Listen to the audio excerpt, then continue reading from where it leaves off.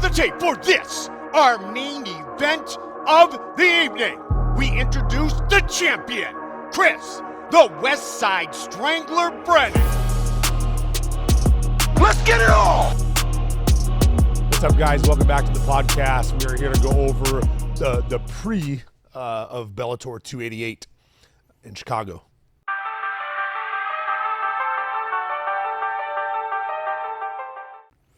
So we're going to only go over a few fights, the first of which might be the most important for this podcast, at least. Lucas Brennan and Nick Talavera.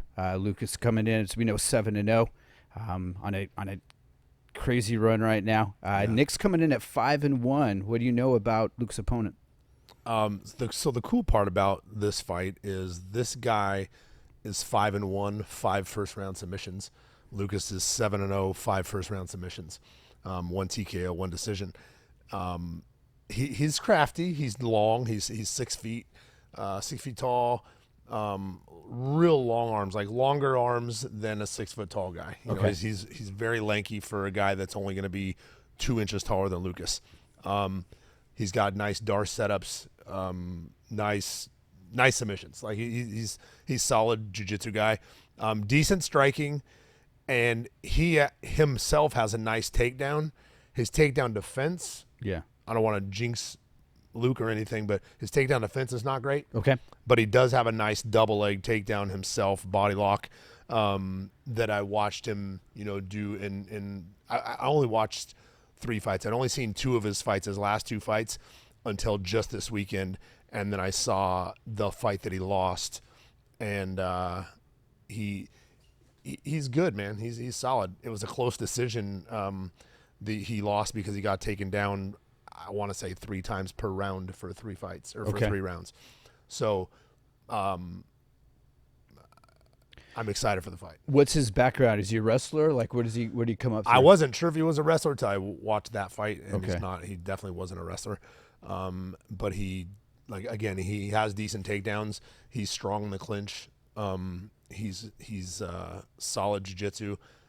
His striking's not great, but it's long. Yeah. He throws a big hook, a big overhand right, and a long uppercut, and that's basically his 3 kind of upper body strikes. 1, 2, 3 combo. Is that? Yeah. No, 1 at a time. No, 1 to 2 at a time. Okay.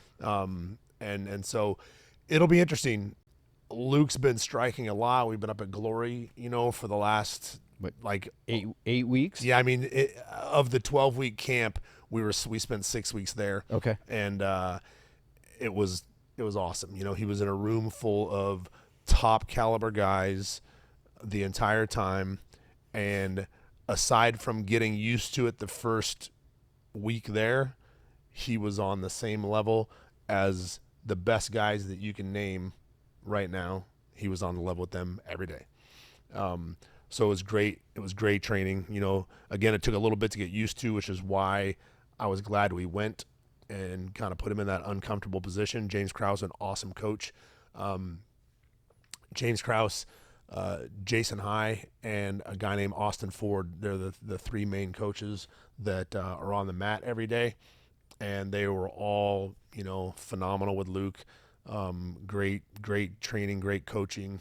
And then all the guys that train there just killers. Yeah, I don't want to even go over the list of names, but it's top guys, tons of top guys.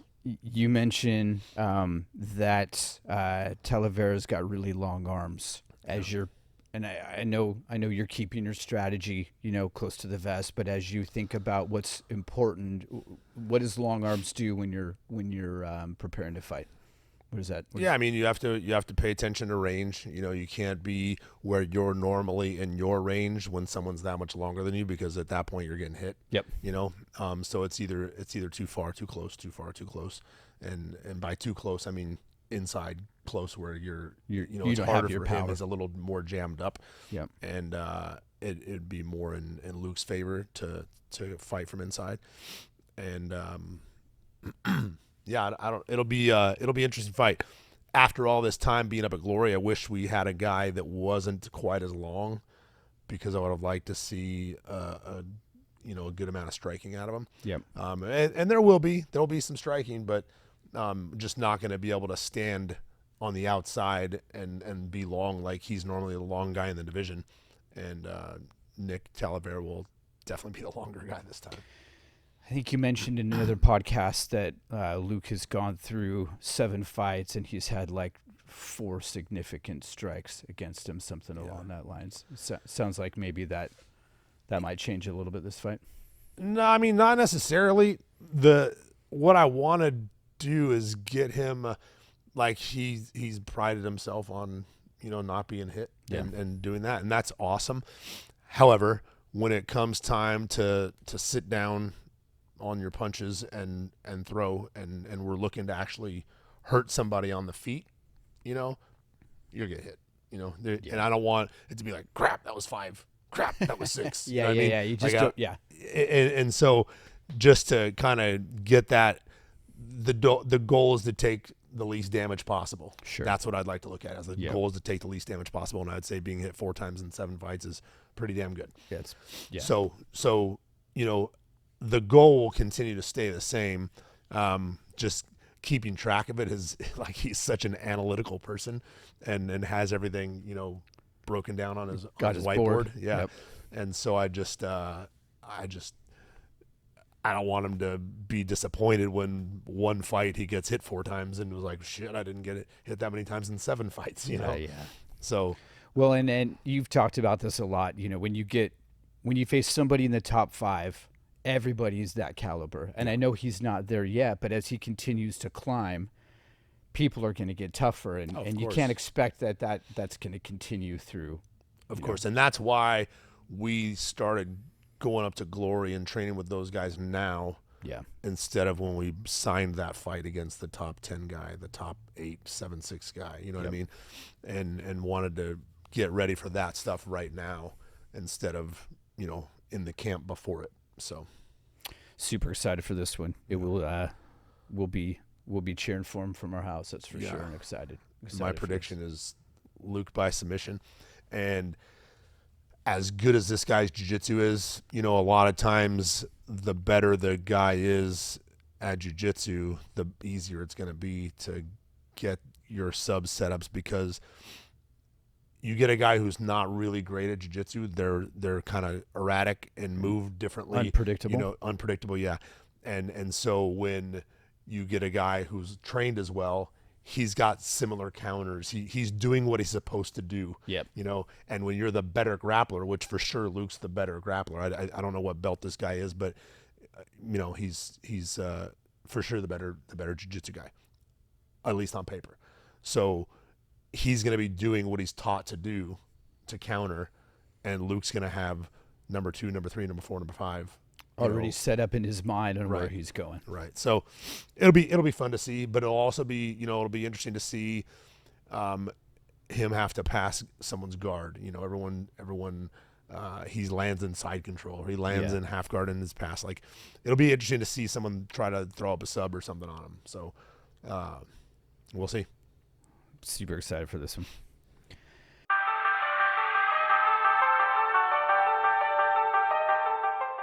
Next fight you wanted to talk about, this is another one of the undercard fights. Jalen Bates versus Jornel Lugo. And you're a big fan of Lugo. I've gotten to know this guy a little bit.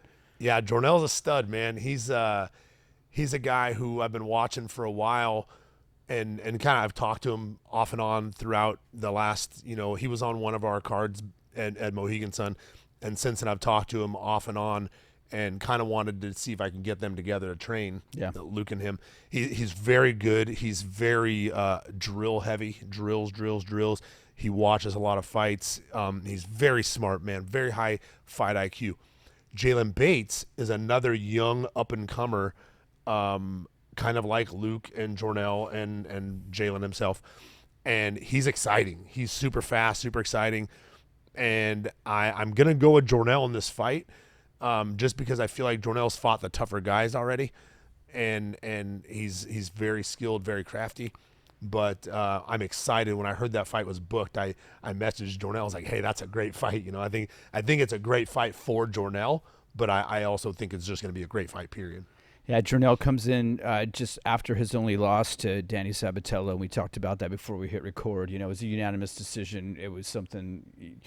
I wish I could have thrown a rock into Danny Sabatello and like hurt him or something during that fight. It was terrible. But Jalen Bates is coming in at 6-0 as well. So I mean, together they've got 14 wins. 7-1. 6-0, 8-1. So 8-1, they're coming awesome. in 14-1 combined. That's a two great fighters For coming sure. in there. For sure. You've talked before on the podcast about you can see it go. If it goes this way, fighter X is going to win. If it goes this way, fighter Y is going to win. Do you see a recipe like that between these two fighters? Both of them are very good on the ground. I want to go with Jornell on the ground, but I also think that he has the better striking as well. I think he's got the better striking of the two. So I think if there's going to be a big difference anywhere, I think it would be in the striking. But on the ground, I think it'll be competitive, but I think Jornell he's got better jiu-jitsu. Cool. Well, I'll be pulling for Jornell as well. Super excited for that fight. Yeah, absolutely.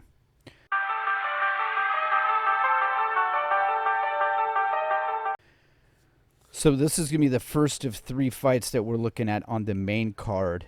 Daniel Weichel and Daniel Weichel. Timur Kizarev. Timur's coming out of, I think I looked this dude up. He's out of Dagestan, I think. Dagestan fighter. Dag fighter out of Dag Dagestan, Russia. Yep. What do you know? Another Dagestani. That he's coming in this fight 11-0.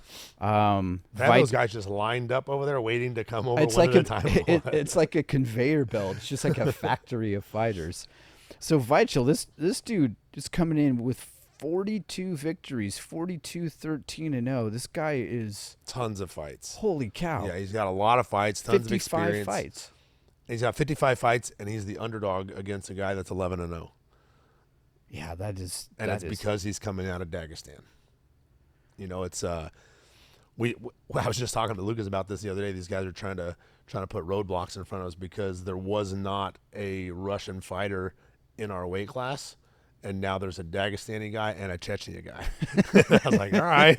Well, that's so. Why is it that this guy coming out of Chechnya is it? I mean, I know geography. I know. I know that's where Hamzat Chimaev is from. Yep. Yeah. This guy, the guy that's in the new guy in the division, I think he's 22 or 23-2. And then this guy's 11-0, the Dagestani guy.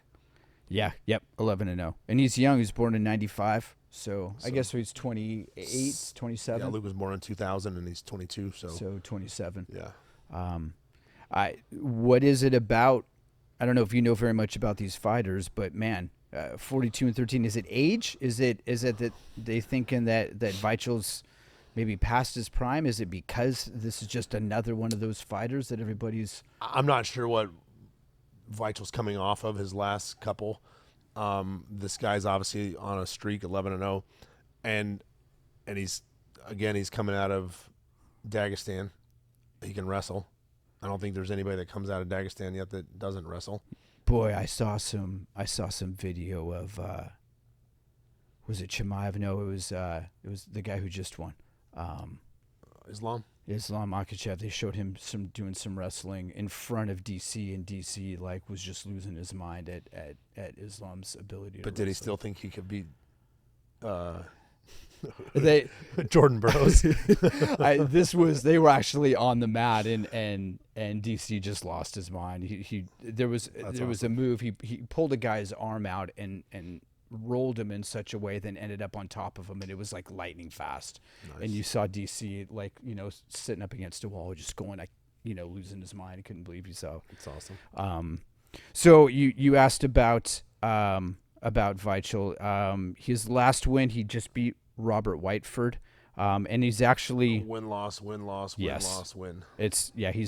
500. If you go back his last 8 fights, he's 500 all the way across. Yeah, 2 wins, 2 losses of the win-loss.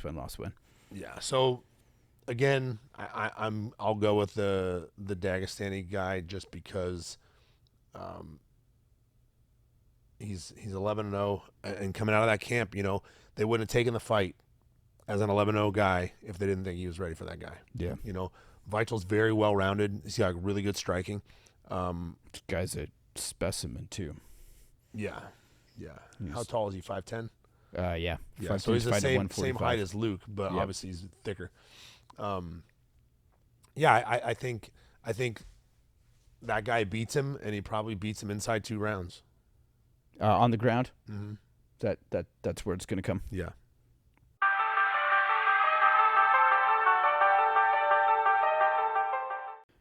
That brings us to, I believe, the first of 2 title fights. Co-main, yeah, Patricky Fieri and Usman Nurmagomedov. Patricky Pitbull, the brother of Patricio. Yep. So he's got the 55 title, but he's fighting Khabib's cousin, and that guy is, I believe, he's undefeated as well. 15-0. Yeah, 15-0. Yep. And he's probably gonna make it look easy, and he's gonna take that belt, and then he'll probably hang on to it for a little while. He's very good. He's very tough. He's got a nasty guillotine. He's got his last win was a trip. He tripped the guy to get him off balance, so he bounced back up. As he bounced back up, he was already in the guillotine. Sat him on his butt against the fence and choked him. And again, he's coming out. Is he coming out of the same camp? What is Khabib's camp called over there? I know they train at AKA when they're in the United States. Let me but see if it lists it here. are they all? Let me go one other place. I don't know, but let me see if I can find it really quick. Yeah, for just I'm wondering if that's the Dag fighter. you. Oh yeah, If it's the same or if it's no. no. It's okay. So there it's- is a second place there. It is in Nurmagomedov School of American Kickboxing. So Oh, so it's an AKA. it's Abdul Okay, something Nurmagomedov. So the AKA and then is the same place they train where DC's at, where everyone's at in California. okay, So they're an affiliate of AKA, obviously. okay, So that is Khabib's father, okay. and Oh, wow, that's where okay. they're all training still. So, and that's what Khabib's running the show. Interesting. So yeah, I think that's as good as the Pitbull brothers are. I think Usman is on the rise, and he's going to be someone to have to deal with for a while. So Patricky's coming in. He's 15-10, and I think he actually he last fight is a win, obviously, because he's got the belt, but he had 2 losses before that. Yeah, one was a cut, I believe, Doctor against stoppage. against Peter. Peter Queally, and then Yep. he just beat him in the rematch. Is that right? Yes, that's Yeah. exactly right. Yeah. And he beat him quick. Yeah. I guess toward the end of the second round. So those are 5-round fights for a belt, right? So Yeah. he didn't even make it halfway. So it's tough to bet against a Nurmagomedov. Absolutely. It absolutely is. I mean, so you're going with Yeah, I'm going with Usman. Okay. For sure. So then And that, he's actually Khabib's cousin. Khabib will be there in his corner. so actual cousin, not Yeah. just like Yeah, not just a hey, you're my bro kind of same cousin. last name. Okay, yeah. Yeah. Got it.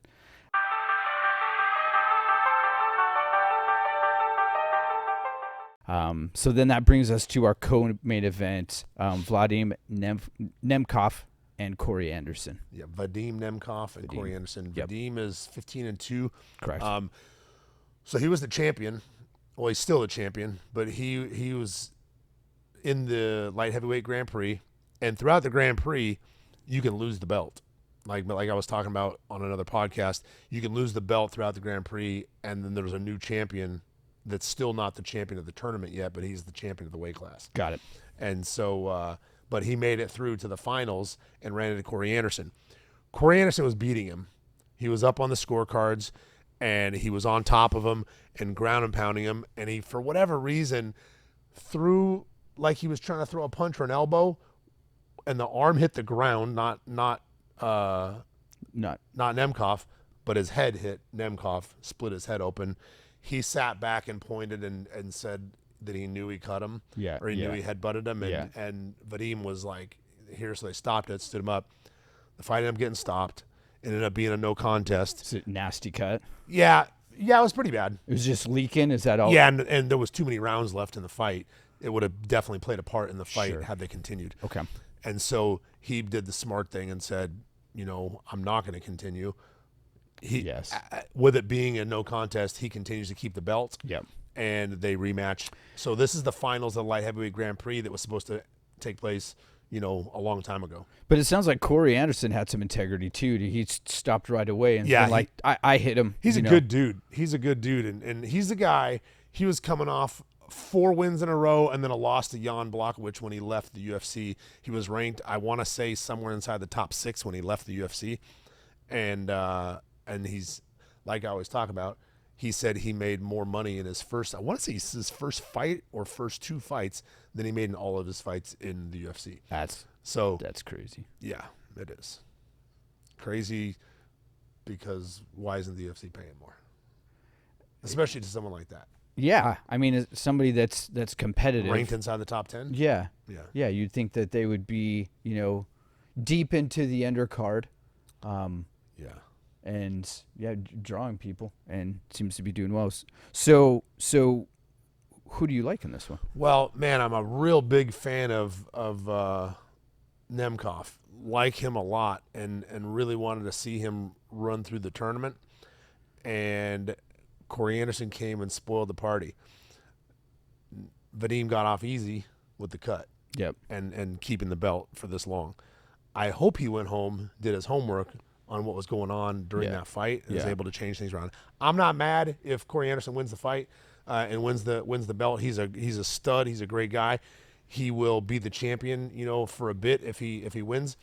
But it'll be an interesting fight. I'd like to see if Corey comes back the same guy because he was already beating him, and if Nemkov changes it up somehow, gets takedown defense a little bit better, and comes back and Is that hard? changes it. Is it hard to come back into a fight like that? I mean, I think of Petr Yan and Aljo. Yeah.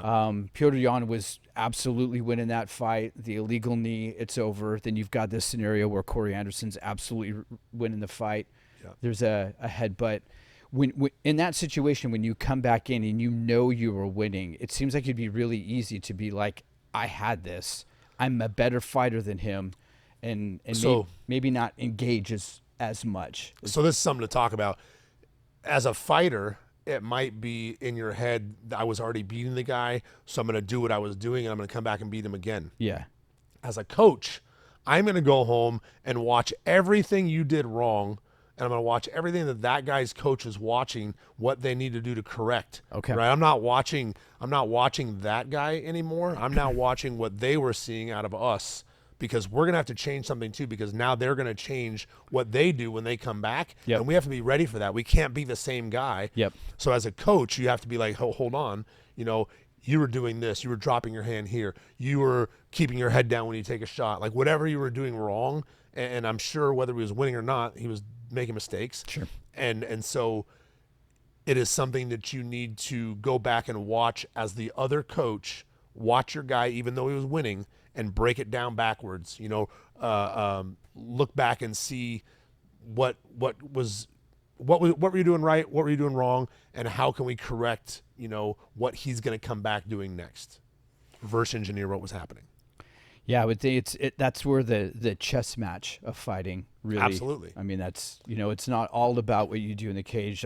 It's a big piece of it. It doesn't matter what your plan is if you can't execute on it, but it seems like there's a lot more involved in the chess match there. For sure. It's where a good coach comes in. Someone that can, watch on the outside and see something that you may not see when you're in there.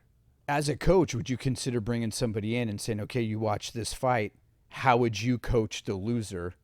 Bring somebody in that's objective. coach? Yeah, a different that'd be coach, smart. and be like, hey, how would you coach somebody to beat my guy Right. off of this fight? Right. And then be like, okay, that's what we're going to work on, is what this guy would come in who's totally objective. That's the only way I watch Lucas's fights now. When I rewatch his fights in the back, or afterwards, I don't go back and watch. Like I'll watch once and like, man, Yeah, that you was- gotta that was great. enjoy That it. was great. That was great. He's awesome. Blah blah blah.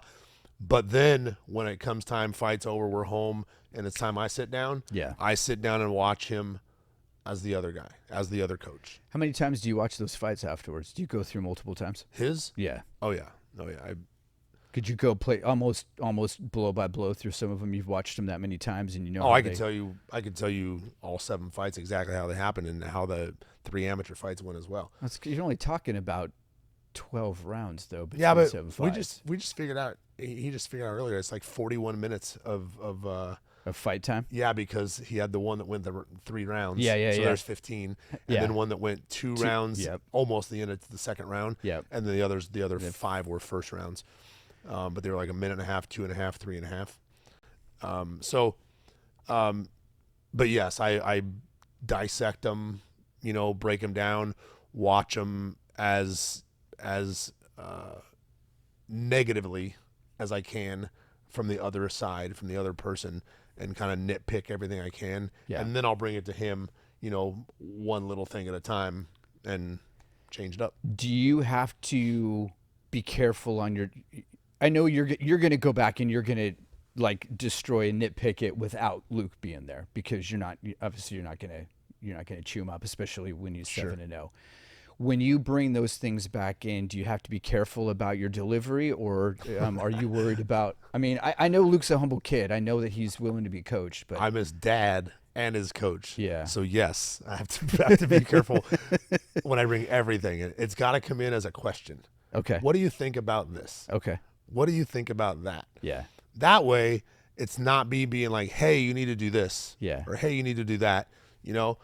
I could do that, but it'll be received a lot easier and a lot better, and a lot more welcoming from him if I'm like, hey, I saw that you did this. What do you think about this? I saw that you I don't even want to go into the details. Absolutely, yep. But I saw this happening. Try to do this a little bit more. What do you think about trying this a little bit more? Yeah. Something like that, where it's like, I want this to last a long time. Yeah. I've watched a lot of father-son coaches go to shit, and I want to be in it with him to the end. I want to be in it with Tyler when he gets here until the end. And the only way to make that happen is to have a good relationship back and forth, not just as the dad that I don't want to coach like a dad, right? You don't want to be throwing rocks at him when he's So I want to be able to break stuff down to him. I want to be able to talk about it with him. I want to be able to at least get him to see, it's hard to get somebody that's really good at something, to look at the negatives as well. Some dwell on the negatives, and some, want to continue to see the sunshine. Yeah. And so it's a fine line, man. It's a fine line. And we've talked about this on multiple podcasts of coaching him and being his dad, and coaching Tyler and being his dad. And I feel like I've got the recipe for it, and it's been successful through all of their jiu-jitsu.